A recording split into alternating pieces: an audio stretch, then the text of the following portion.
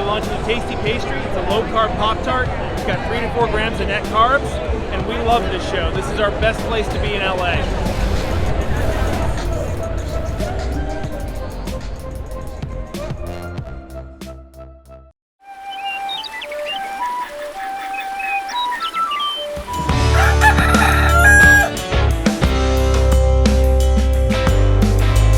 Welcome back to Legendary Foods Muscle in the Morning.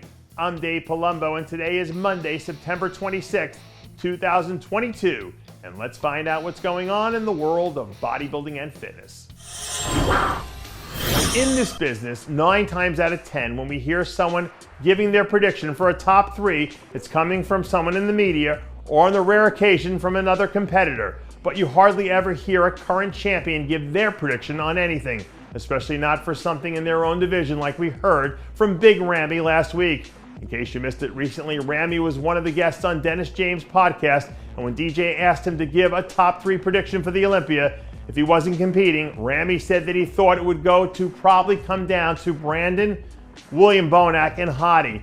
In and of itself, that's probably not especially noteworthy, unless you take time to consider who he left out, because there was no mention of Hunter Labrada or Nick Walker, who both placed higher than William Bonac last year. So if you're Hunter or Nick, not that you need any additional motivation, but maybe this becomes one of those things that ends up serving as a bulletin board material for the rest of your prep. And at this level, when you're talking about a minor thing being a difference on the scorecards, that little bit of extra juice can make all the difference. For whatever reason, it feels like there's more excitement about classic physique heading into the Olympia this year than there has been in recent memory. And if you're a Ramon Dino fan, you've got a lot to be excited about right now, because your guy looks like he's on track to really shake things up this year.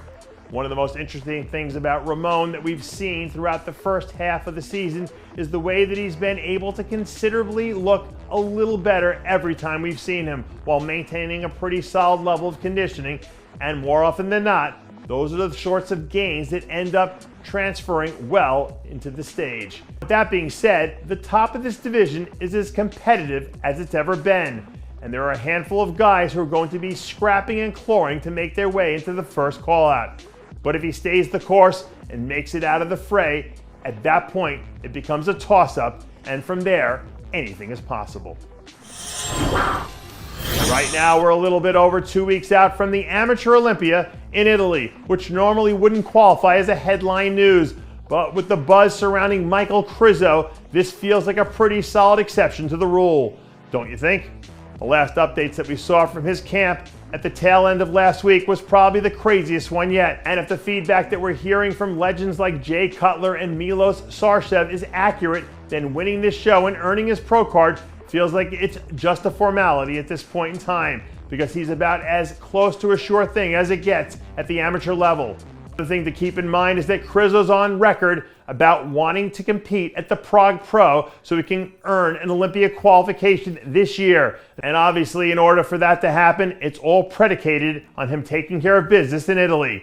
He's potentially one of the biggest dominoes that has yet to fall, and what happens with him over the next few weeks could have a major impact on how the rest of the season plays out.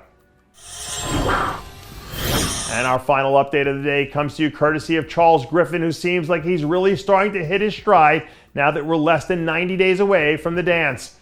According to Charles, one of the things that is different for him this time around is that during his last Olympia prep, he was happy just to be there and be a part of the conversation. Whereas this time around, he feels like he isn't just coming to take part, he wants to take over. And at some point over the last year or so, he made a major shift in his approach and the way that he went about the entire process.